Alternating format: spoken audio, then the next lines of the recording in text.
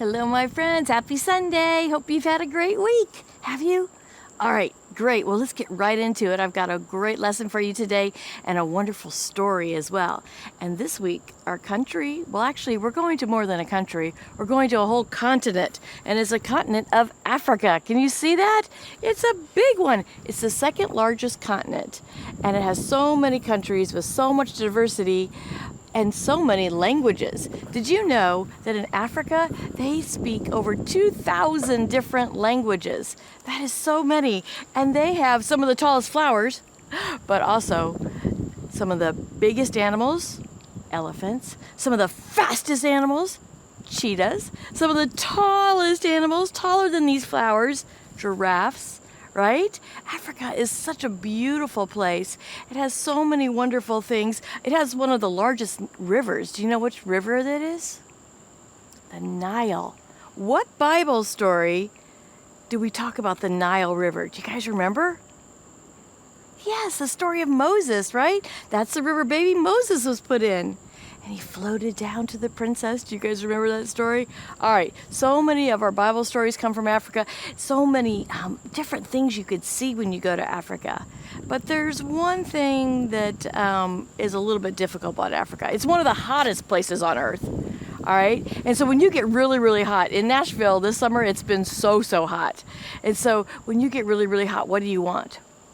Water, right? Yeah, you just have to drink some water. And guess what?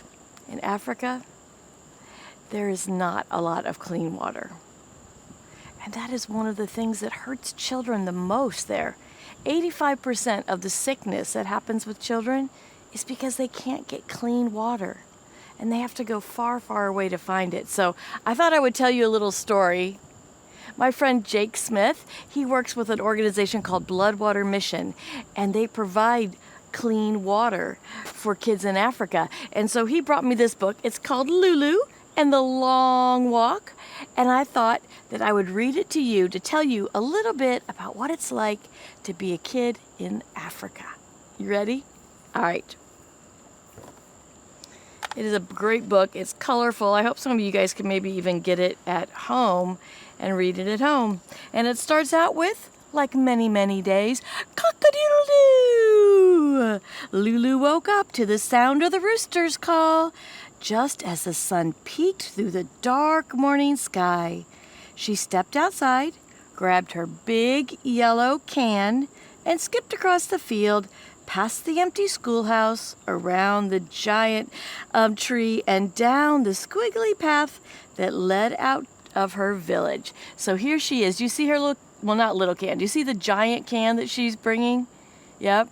And see the schoolhouse? The kids aren't even in school yet. It's early in the morning, and she is off to collect her water. Lulu hopped through the prickly weeds like a beautiful jumping gazelle. "Hi, gazelle," she said. "Hi, Lulu," they said back. "Can you stay and jump with us today?" No, not today. I have to get water from far, far away." And off she jumped. Here she is, jumping like a gazelle.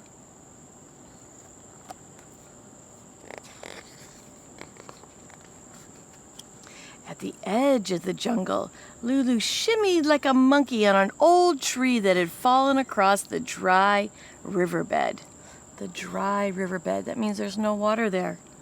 "Good morning to you, monkey," she sang. "Good morning to you, Lulu," they sang back. "Can you shimmy on the trees and sing with us today?" "No," she said, "not today. I have to get water from far, far away." So here's her friends, the monkeys, and here she is. She wants to stay and shimmy down a tree and have some fun, right? But she's got to go get water, and the water's not close. It's far, far away.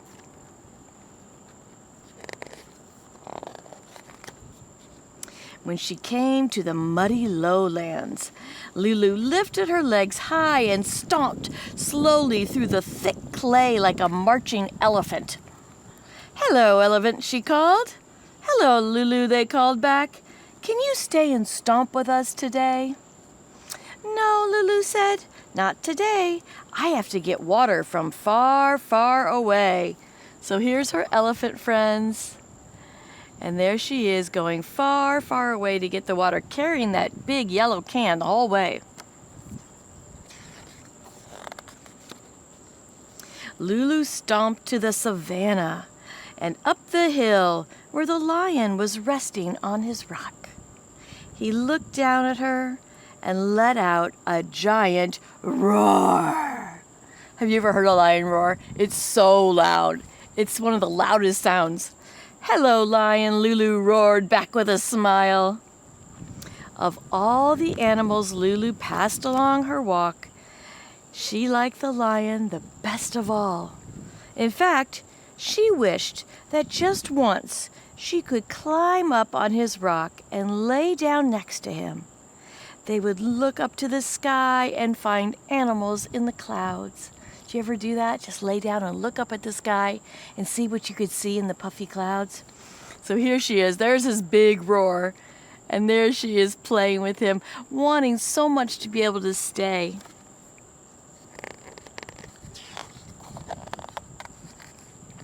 But instead, the lion stretched his strong legs back and jumped from the rock to walk with Lulu to the smelly brown lake where the water buffalo waded and the hippopotamus bathed. All right, that's where she's going to go get her water. Do you want to drink bath water of a hippopotamus? No, me either. Oh my goodness, I can't imagine drinking water that a hippopotamus is taking a bath in, right? I don't want you to drink your own bath water, let alone hippopotamus bath water, right? But that was the only water she could get. So that's where she went. As they walked, the wise old lion spoke in his wise old way. Little girls should not have to carry water. Little girls should go to school and should dance and should play. Lulu thought to herself, maybe someday. So here's the lion walking with her. She's carrying that big, heavy jug now, kind of full of water, but not very clean water.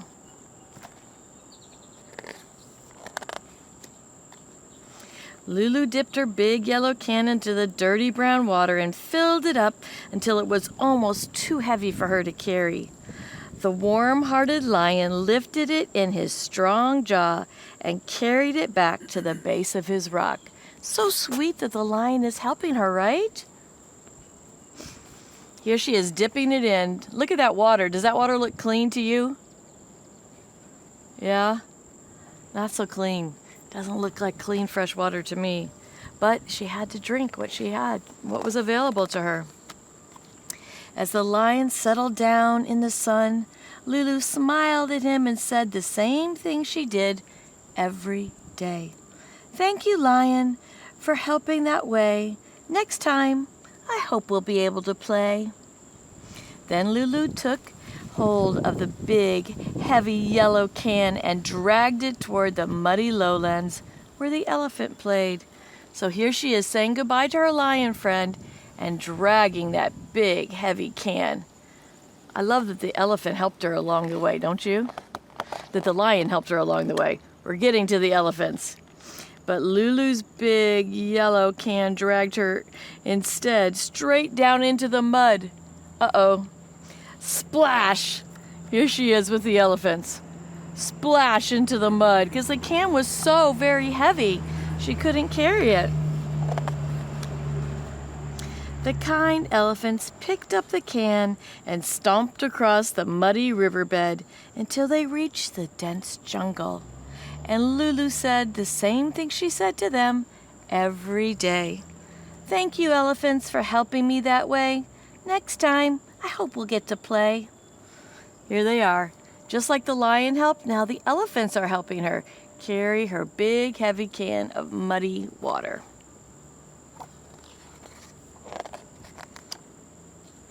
Lulu tried to lug her big yellow water can over the fallen log near the edge of the jungle, but her arms started getting wobbly and tired. The happy monkey swung down and picked up the heavy can and shimmied it across the fallen trees to the edge of the grasslands. Lulu smiled at them and said the same thing she said every day. Thank you, monkeys, for helping that way. Next time, I hope we'll be able to play. So there's the monkeys helping her, carrying the can.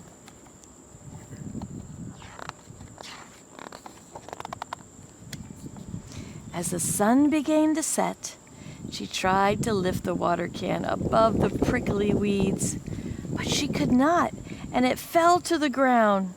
And the friendly gazelles worked together to balance the big, heavy, muddy yellow can through the prickly weeds. Lulu turned to thank the gazelles, but let out a giant yawn. It had been a long day of carrying that big, heavy can, hadn't it? And guess what? It was the same big yawn that she yawned every day. Here she is with the gazelles and that big yawn, because it's hard to carry a big yellow can all that way. Finally, Lulu walked up her path to her village. Her father met her, picking her up with one arm and the big yellow can with the other. "Thank you, Lulu," she heard her mother say, "for getting the water from so far away." So here's her mom. She's busy cooking and taking care of the children, right? That's Lulu's job. She's about your age, and that was her job all day, to carry that water. Lulu finished her meal and did her chores. Then she climbed into bed and fell fast asleep. And the little, kind-hearted, hard-working little Lulu dreamed a wonderful dream. All right, I'm going to show you a picture of the dream. What do you see in that picture? What do you see that she's dreaming? You're right. She's dreaming of kids playing, of her getting to play, right? Did you see the water spout? Did you see the clean water fountain coming out? Right, that is a dream to her. Well, that's what we're going to talk about today. Bloodwater Mission, my friend Jake, who works for Bloodwater Mission, came in and told us that's what their mission is. That's what their job is. They go to places in Africa and help the people build wells. Now, that is not an easy job. Have you guys ever tried to dig into the sand, right? You dig and dig and dig and dig and dig, and you might get a foot or 2 foot. Well, they have to dig hundreds of feet down to get water. So they bring these big, giant machines in, and they dig down into the water. But those machines cost lots and lots of money. And just like the animals were helping Lulu, we can help Lulu by providing money and funds and ways to bring those machines to Africa so they could dig those wells and they could get beautiful, clean water. So instead of her drinking water from the hippopotamus bath, right?